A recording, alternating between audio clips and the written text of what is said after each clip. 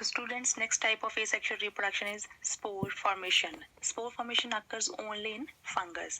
It also occurs in some simple plants such as algae, etc.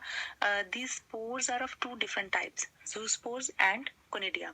Zoospores, they are motile, they have flagella for their movement, and they are formed inside the sac-like structure called as zoosprangium. As you can see in the diagram, a zoospore is having two flagella and a nuclear cytoplasm, and they are formed inside this sac-like structure called zoosprangium.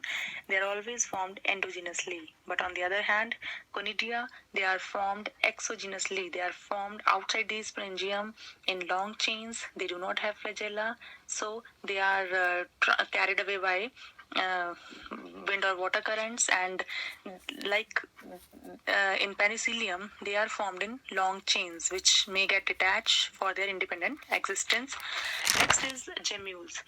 Gemmules are common asexually reproductive structures present in sponges. So in this way, sponges multiply. Next type of asexual reproduction is vegetative propagation, which is a method of multiplication only in plants. That means plants multiply from the vegetative parts, that is root, stem, and leaves. The structures from which plants multiply are called as vegetative propagules. They include root, stem, and leaves. So first of all, in root, for example, sweet potato, and stem. In stem, we have different type of propagules like suckers in mint, rhizomes in ginger, corms in banana, bulbs in onion, tubers in potato, offsets in water hyacinth. And water hyacinth is also called as terror of Bengal because of its excessive growth. It is an invasive weed found in the water bodies. So because of its excessive growth, it drains oxygen from the water and lead to the death of aquatic animals, including fishes.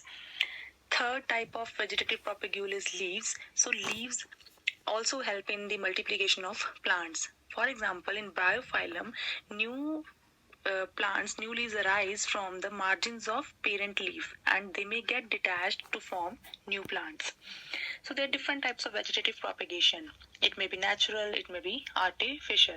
Natural vegetative method means there is no human interference, like we see in suckers, in case of rhizomes, in corms, bulbs, tubers, offsets. The growth takes place without human interference. The plants, they multiply.